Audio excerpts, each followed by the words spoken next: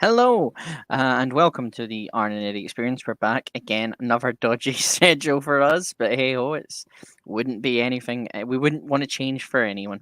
Yeah, that's Um, exactly. I'm Eddie Cyburns. Joining me as always is Arn. I keep always introducing ourselves, but I think by now they probably know who we are. But regardless, it's there. Arn, how you doing? names on the tin, isn't it? Yeah. I, I was doing quite well. It's gone really bad. You're not So having a good time. Everton are currently playing away at Tottenham. It's half time and they're losing 3-0. Oh dear. I saw that Son scored, Michael Keane got an own goal, and then Harry Kane scored. They've taken Michael Keane off at half time, which will give you an idea of how well he was doing in that game. I don't think I've ever seen a centre back subbed, unless he's been injured in some way. He got a ball in the face right before half time. Mason Holgate kicked the ball straight into his face and then just strolled off. Didn't even bother going and checking on him. That's the centre back pairing. Like, Well, this doomed. this this is Frankie. This is Super Frankie Lampard's Everton for you. Right. They're actually better than they were under Rafa Benitez. Yeah. We'll But see. We'll you'll see. you'll always have those memories of you and Carlo, big Carlo. Right. So we have a bit of there's a lot of news to catch up on. There's a lot of stuff that's happened since we've been away. Mainly, Roman Abramovich has decided. I say decided. Um, there's a lot of 4-0. situations going on. Oh, 4-0? Yeah. Okay, there we go. Who scored now? Well, it took less than a minute. It, Who was it? I don't know. I don't know who scored. You just know there's a fourth goal. I just know. Well, I saw them celebrate, and I was like, surely not. They've only played for a minute. It's probably As you Deli Ali's scored an own goal. Oh dear God! The ball was rolled clean across the 6-yard box from the one side, like right the way across it. One of the defenders fell over. I think it's Regulon, Oh, okay. who's just jogged into the penalty area and slotted that one away. So, Well, the good news is you'll be getting cheaper prices in the the football club, they're great. Oh, all the teams, all the stars. Right. Before that, so obviously, the situation in Ukraine has affected obviously the world. One of the main things obviously we discuss about is football and the effects on that. And it hasn't half affected the English League. Arn, Chelsea have they're up for sale They are. at the moment. Roman Abramovich, he's a bit of a naughty boy. He's been a supportive of a tyrant. He's mates basically with a bloke who's off his nut and has gone and invaded another country. That's not gone down well in the UK and around the world. It's not really gone over as Vladimir Putin was expecting. I don't even think he was expecting such a No, victory response to what he's done there. So here we are. they've also created a list. Apparently, a la Chris Jericho and WWE, they've created a list of all the countries who have been bad against them during this. And the UK are on it along with the US. And apparently, I think San Marino were on it, and I'm not quite sure what San Marino have done. But yeah, obviously there's been former footballers and people who are currently in sport who have went back home to Ukraine to fight. The former Arsenal defender Oli Gluzny has put his FIFA coaching on hold to go and fight against Russia. I think a couple of the it is a ridiculous situation. It shouldn't be happening. I don't want to go too much into the actual war because that's not really what we're here for. Yeah. It's incredible seeing the Ukraine just kind of step up and and just say no, we're not having this. Yeah. That's been my main take from the war, is that Ukrainian people are hard as nails, and they're not going to stand for any Russian shenanigans. And yeah, fair play to them. Yeah. There's been a lot of sanctions put on them, obviously, including with when we're talking about sport mainly. Poland have refused to play it. Yeah, that's how it started. So, like, Poland refused to play against Russia. They've got a World Cup qualifier against them. Is it a playoff? I think it's a playoff. I think it's the playoff, because the winner of that, I think, plays Scotland. I'm not completely sure, but there's a lot of kind of things going on with that. So they've refused to play that game. Poland, they just said, there's no way we're playing that game. FIFA's reaction was to sanction the Russians, saying they had to play at neutral grounds with no fans. They couldn't have a flag or an anthem, and they had to play under the name the Football Union of Russia. That's what the sanction was initially, and quite a few people noted that, firstly, FIFA didn't even tweet that out from their main account. They tweeted it out from one of the little sub accounts, one of the media accounts. Right, okay. Which is when they want to tweet something but don't want to draw any attention to it at all. Yeah. They got battered for this. No doubt. Rightly so, because it's not the reaction. It's not sufficient enough. So they eventually turned around and said, right, okay, we've had a chat with some of the other superpowers of world sport, like the International Olympic Committee, and they decided that they were going to, in fact, ban Russia from the competitive football, both for a club level and at international level, for the foreseeable future. That was after they'd said, oh, Russia can still play, they just can't wave their flag before the game. But they've kind of been backed into a corner, and they've decided that they are, in fact, going to ban Russia from international competition. So that's at least something. Spineless, but they got there in the end, FIFA. I mean, they're all mates with Putin anyway. The head of UEFA's got a couple of selfies with Big Vlad in the Kremlin, getting presented with his little medal, not an Everton club badge, presented with a medal of, I can't remember what it is, Medal of the People's Republic or something, a mate of the Soviet Union. Ooh. No, not the Soviet Union. It's not called that anymore. That's what it might be aiming for. I know that the one of the people who's had shares in Everton has kind of been sanctioned. Yeah, Uzmanov has been sanctioned. So what, they nicked his yacht. Fair play to him. Take it. Easy what you can do. So Uzmanov, because he's involved in the funding of Everton's new stadium at Bramley Moor Dock. He, like, Fahad Mashiri owns Everton, but Uzmanov is partially responsible for the funding. The club has now said that they've secured alternative funding. So from somebody's offshore bank account, there's slush money coming in to pay for the stadium. So it's still going ahead, lads. It's all right. Obviously Uzmanov, I don't think is going to be involved in Everton going forwards. He's probably involved behind the scenes somewhere, much like Abramovich is still involved with Chelsea. I mean, if we go through the Abramovich kind of story, because that was one of the main things we want to cover. So the situation in Ukraine escalates. Sanctions are kind of put on at that point.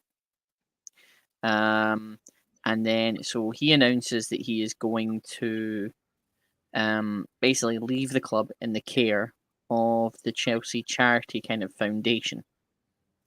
The foundation then kind of doesn't seem to accept the idea of being the front for Abramovich.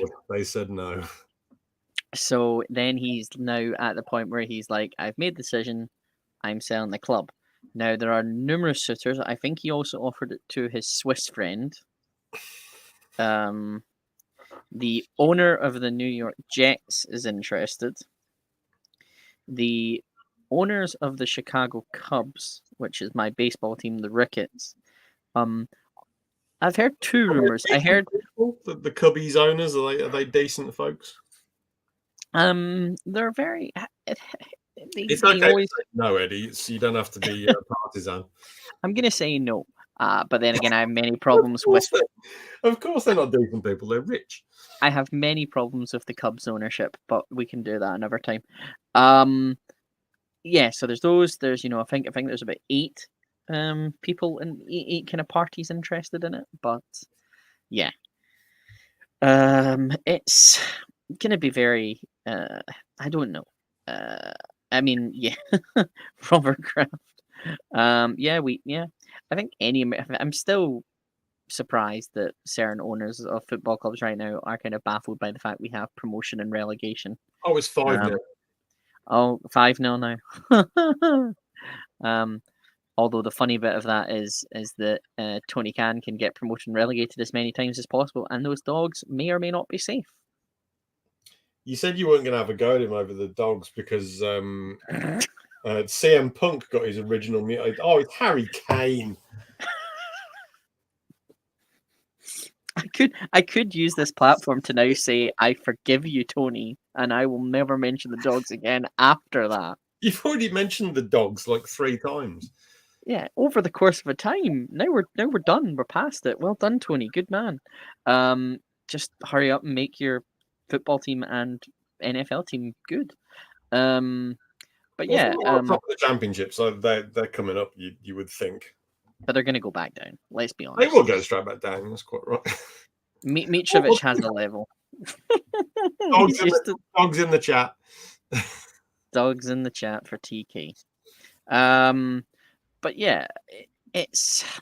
I mean, it's very interesting to see where this direction of this club goes, because it looks like if Abramovich does sell, does he kind of? Someone mentioned this to me. Does he do a Chelsea and put in a buyback clause once this is all done? Roman Abramovich has sold Chelsea on a loan deal. Well, it sickens me actually how much money that Roman Abramovich has got. It's a sickening amount of cash. So he loaned Chelsea £1.3 billion. Yep. Which it's an unfathomable amount of money to me. We're going to buy a new car this year, and that's going to cost like 25 grand, and we're going to pay that off over like X number of years. That to me is a staggering amount of money to take that much, and then it's like that's that much, and he's got this much that he's just loaned to Chelsea, and they're saying, "Oh, you can keep it." Yeah, because they know that if he asks back for it, then they're pretty much dead in the water. That's a fantastic comment from Mike. Maybe he can go back and buy CSK Moscow again. Maybe he had a hidden clause.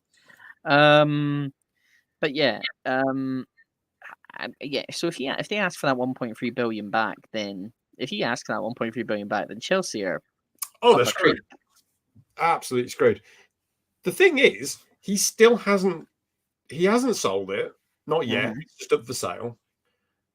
The possibility of a sale of a football club going through quickly, very slim, because it takes time, because anyone that's buying it has to go through a bunch of hoops that the FA have in place to make sure that the proper people, i.e. rich people, manage and own football clubs. So, look how long the Newcastle takeover took. And that was with somebody with a sickening amount of money. They basically wheeled up like a wheelbarrow full of cash to the FA and just poured it out over their floor and went, how about now? No, let's bring in another wheelbarrow. The idea that they were originally going to buy Chelsea before they were going to try and buy Newcastle, it would have been even more of a mess. Because the money. Yeah. But so as Chelsea played at the weekend, they ended up winning quite comfortably. Yes, you were. I'm sure you're going to be talking all on Groundhoppers, with Mike Gilvey in the chat, and obviously fans in the stands in the Chelsea area were chanting for Roman Abramovich. During the minute of applause for the Ukraine and supporting them in the war, the Chelsea fans decided to start chanting for Roman Abramovich. It's misguided at best. Mm-hmm. It was not a good look for the Chelsea supporters. Even the manager said, "You shouldn't be doing that, lads. That was a mistake." Yeah, I wasn't particularly happy with them for that. And I was sat in with a load of Burnley fans, and I have to tell you, they were not thrilled. I can assume so. There's a guy sat behind me who screamed, "Go back to Russia" at Saul Niguez. I'm like, but also he started ranting towards the end of the game where it was dead and buried, and they were winning 4-0. Mm-hmm. And he started ranting about how he really hoped that the government got Chelsea and broke it apart. And that is a real possibility, because if they seize it as an asset, and it is an asset, Chelsea Football Club is one of the biggest money-making machines in the UK in football. There's only a couple that are bigger: Man United and Liverpool. And there's a few others in that sort of ballpark, your Arsenals, Villa, Newcastle, whatever. Chelsea is a license to print money if you own it. Yeah. So that's an asset. If they're going around seizing Roman Abramovich's assets, then Chelsea you never know. is a definitive asset. He's probably begging with them at the moment because he's got loads of mates in the Tories. Because him and his Russian pals have been investing in the Conservative government for quite a while. So the idea is that they pay them off so much cash that they can basically dictate policy to the Tories. And that's how it works. The Tories get this money from various Russian oligarchs as part of their funding, as part of their election campaign funding. They get paid money by the Russian oligarchs, and the exchange is they get to live in the UK and just hang around and do what they want. Yeah, well, you're completely right. I mean, Roman Abramovich has been identified as being one of Putin's mates, which he is. And they don't get along as close as they used to, because Putin wants Abramovich's money and power off him because he's got a bit too big for his boots.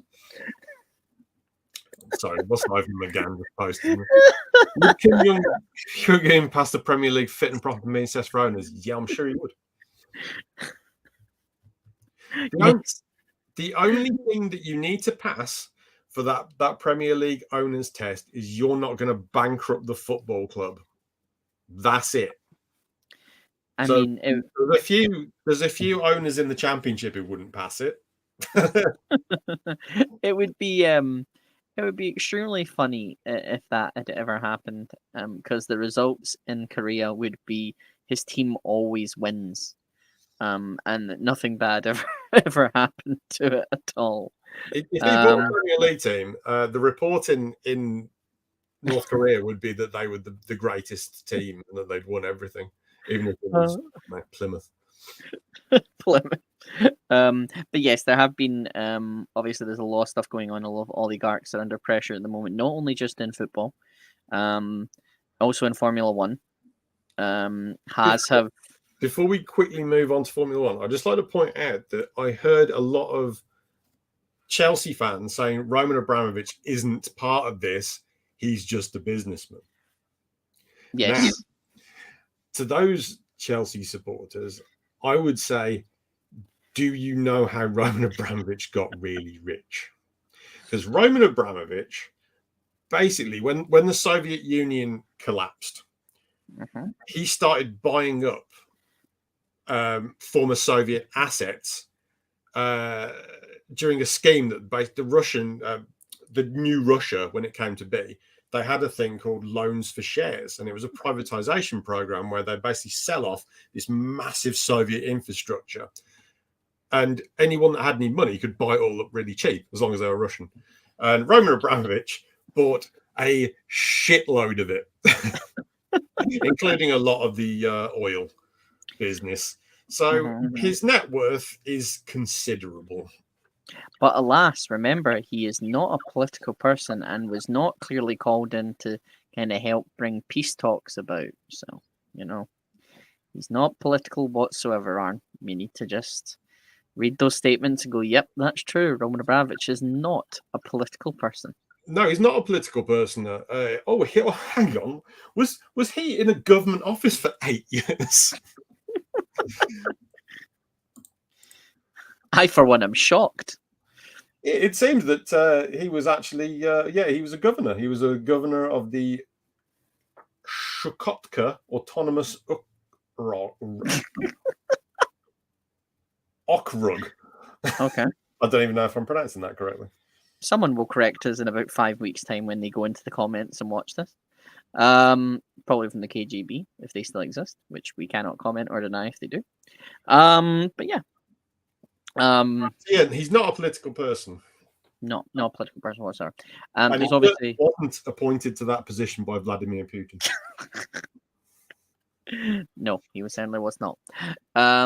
Obviously, we'll go back to quickly F1 in just a moment. Obviously, in football, there's been support for Zinchenko and Michaelenko. Yeah. I think Zinchenko got into it on social media with Artem Dzyuba, the captain of the Russian football team. Sure did, Eddie. He sure did. You call him a coward, I think it was. Yeah, and Dzyuba responded talking about like how he's talking a big game hiding in his big house. And it's just like, right, okay, that's plenty, lads. But yeah, so that's the football side of it. I feel real bad for the likes of Zinchenko and Michaelenko, because they've just been put in the stand here and cry on camera. That's basically what they've been told to do. Yeah, which is unfortunate. It's a tough position for them to be in. Michaelenko, his dad is out there fighting.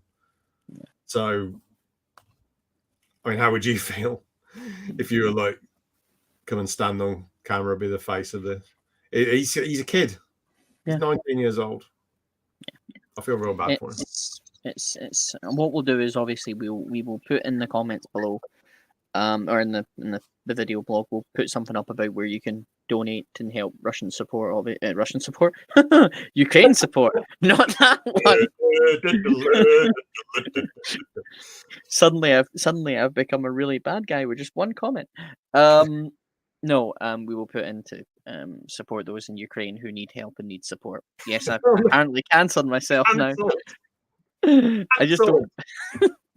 I just need to lift this down, and then a Soviet Union flag appears behind me. But yeah, it's disgraceful what they're doing, and they think they can get away with it. And then Putin keeps saying, "Oh, the plan is going according to well, and we're fighting Nazism in the Ukraine."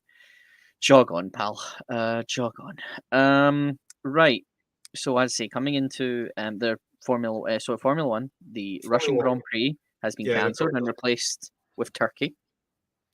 And also one of the worst drivers, Nikita Mazepin, and his dad's company are gone. They no longer are involved in Formula One. Good fucking riddance. He was originally also, I believe, to be banned from. I think he was banned originally from racing in Britain, in Silverstone, but everywhere else I think he was fine. He was just going to go under the neutral flag, which he had already done because of the doping situation.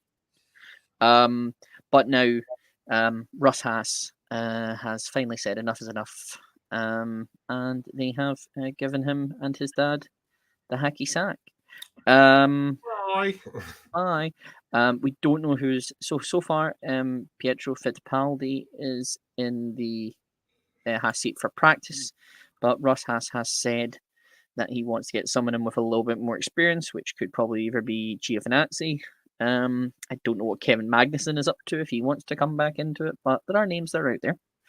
And also, as Mike says, I think Imola is still up until 2025. So, yeah, it's been affecting a lot of sports. But as I say, we'll monitor, and if anything updates, we will talk about it on here. What else was? Oh yeah. Also, there's an F1 fantasy league we're doing, which Arn has yet to join because he's been. Yeah. No, have you joined? I'm not yet, but I'll get around to it. Cool. Okay. That's another thing I need to put. I'm just leaving myself notes of things that I need to put in the description later. He's getting the notes in. Now we come to some. Okay. Yes, poor show. Okay. So we now move on to even more sadder news. Back into football. Marcelo Bielsa and his bucket and his translator have all been told to get out of Leeds, mainly by the board, not by the fans, because the fans love him to death. There were Leeds fans describing it as being like losing a family member.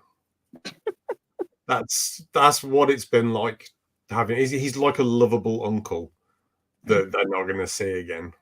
Nope. He only went there because he felt it was a project and something he could really get stuck into long term. If you look at his club career, even his international career, like Argentina, he was with for 6 years.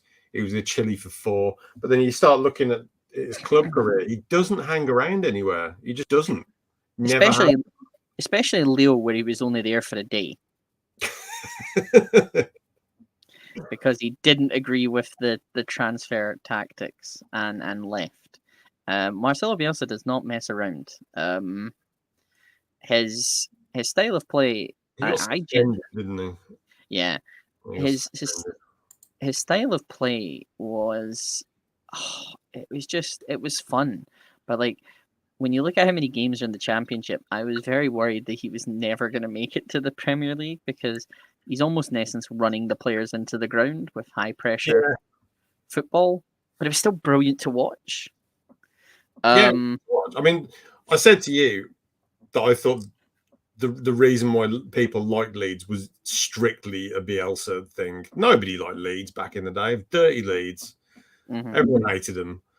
And all of a sudden, like Bielsa goes in there, they get promoted, and they're like, "Oh, everyone's second favourite club." Well, unless you support a club that hates them, like Man United. it was everybody's second club. Mm. I'm not sure I bought into that. They were fun to watch, though. They were. They were very fun to watch because they've conceded 61 goals so far this season, which is it's a lot. It is. With Norwich have conceded 58. And Norwich don't really have a hope in heck in surviving at the moment in time. So, but when you come in with the idea that Pep Guardiola is saying you're one of the best managers in the world, then you're getting praise from Pochettino, Simeone, and stuff like that. Then you're coming in with a high reputation. So, yeah, poor performances in 2022. He's now been replaced by Jesse March. Yes. Of the Red Bull coaching pyramid, which is clearly what it is. The Red Bull boy, isn't he? Yeah. He was at New York. He was at the New York Red Bulls, and then he was at he was at Leipzig as assistant manager. Then he was at Salzburg. Yep. Then he went to Leipzig. So he was kind of promoted in stages throughout the Red Bull network. Did not work out at Leipzig. He got fired. Yeah. He was replacing Julian Nagelsmann, which was a hard task. He was the assistant. Originally, his career began when he was the assistant manager of the US national team under Swansea City legend Bob Bradley. Whose Swansea side was awful. So yeah, do you think Leeds have what it takes to stay up, or do you think it's time for them to revisit the Championship? I'd have left Bielsa in charge, to be honest. I know they were shipping a load of goals, but they were fun to watch. I don't care where they finish. Just leave him in charge so I can have a laugh at them, because I need a laugh at the moment because we're losing 5-0. So Oh, you're not having a fun time at the moment. Not at all. Right. So yeah, that happened. do you We were gonna think Jesse March is going to be a success at Leeds? if he can perform. I mean, the thing is, 3 of the main players are injured have been injured for quite a while. Personally, me, I would have liked Bielsa to stay. I think the players had faith in Bielsa, and I think the fans, even though the results weren't going their way, still kind of had that tainted window of kind of vision on Bielsa. Let the man finish the job, and then if they stay up and you feel there's time for a change, then there's time for a change. I think also in the January window, they didn't bring in anyone of exciting quality. I think they hardly made any transfers in January. Don't remember, to be honest. I don't remember. I think they signed one player, Mateo Fernandes from Espanyol, who I don't think has played. Like signing Jack Harrison and Junior Firpo, and Daniel James is good signings, but when you know that there are players that are injured, you need to have backup. You need to sign. Players. Make sure they are right for the team, or at least they could be, if not better. But I mean, they've really missed a couple of their key players. Bamford's been out for ages. Calvin Phillips hasn't played for months. Yeah, you can't take players of that quality out of a team that's already kind of bottom half and expect it to improve. You needed to bring some reinforcements in there. Plus, Bielsa, I think what really did him in is he had a bit of a falling out with I want to say Rafinha. Maybe because he took him off. He took him off at half time in a game, and he wasn't even playing that badly. Yeah, but he just wanted to make a tactical change, and he took him. And you can't really do that when you're in a position where you're already struggling. You don't want to go pissing off your better players. And what they've got left, he's probably the best of what's left. Yeah, unless you rate the goalkeeper higher, because he's obviously really good. And the goalkeeper's good. I mean, if you look at the last 5 games in the league, they've scored only 2 goals. The last 3 games, they shipped 11 goals. And they've got Villa and Norwich up now. So you mean if you kind of just held out, then Bielsa would have probably done a turn against Villa or Norwich at least, because Villa are in kind of in and out form. They did have a good game against, I believe it was Southampton. Southampton 4-0 at the weekend, which is impressive, to be honest, because Southampton are pretty good. I think Leeds could have done a turn there, because Leeds, they are kind of under Gerrard. They have kind of been on and off, but I think there's worse teams than Leeds in this division. The problem they had is they was twofold with the injuries, but also the fact that they couldn't stop shipping goals. And you need to get yourself organised first when you're in the skid, which is what they're in. They were still attacking everybody. Yeah. And the results they were getting they were basically just getting a hiding. Yeah. Now, if we have, I believe... Well, actually, we'll do ask. Beat 4-0 by Spurs. Yeah. I feel like that kind of said it all. But then they shipped 6 against Liverpool not long ago. Got beat comfortably at home by Man United in a game where they tried to make a game of it, but they still got thrashed. They just conceded too many goals. Easiest way to look at it is they played West Ham in the FA Cup on the 9th of January and they lost 2-0. And then on the 16th of January, they played West Ham again away and they won 3-2. So, it's... and they got a draw against Aston Villa, 3-3. So I kind of feel like the writing has been on the wall since they went to Everton, because Everton have not been good this season. And they slaughtered Leeds. They pulled them apart and won 3-0. Yeah. But since then, they've played some quite good teams, but they have just been slaughtered by them. They needed to get a good defensive base. And somebody who's experienced as Bielsa knows that you can't just go attacking everybody. I know it's fun to watch, but at some point you need to stop. and consider where you are in the league. Because when it's going well, you can just attack anybody you like and just have a go and see what happens. But when it's not going well, yeah, and that's why he's not there anymore. So, quick question: do you think Leeds will go down? Yes or no? No, I agree. I think no. The bottom three at the moment are the worst three teams in the league, and they deserve to be where they are. They're not good enough, those bottom three. So just for the record, that'd be Norwich, Watford, and Burnley. None of those teams are really good enough to be in the league. I think Leeds and Everton will both be looking over their shoulders for the rest of the season, because at the moment, neither of them are playing very well. I'm just watching Everton get slaughtered at the moment by Tottenham. So. It's not going well. Right. I believe you wanted to have a little bit of a chat about video assistant refereeing. Yes, I did. So I had a beef. So we were supposed to record this last week, and we didn't because I'm bad at things like that. Okay. But last week was right after that Rodri handball incident, where I can't understand why the VAR ref has not. I've just said VAR ref. That's like video referee. So he's seen that. It's a handball. It's off there. It's off the skin of his arm. He's knocked it like that, and that's not been given. I mean, to me, that's just bollocks.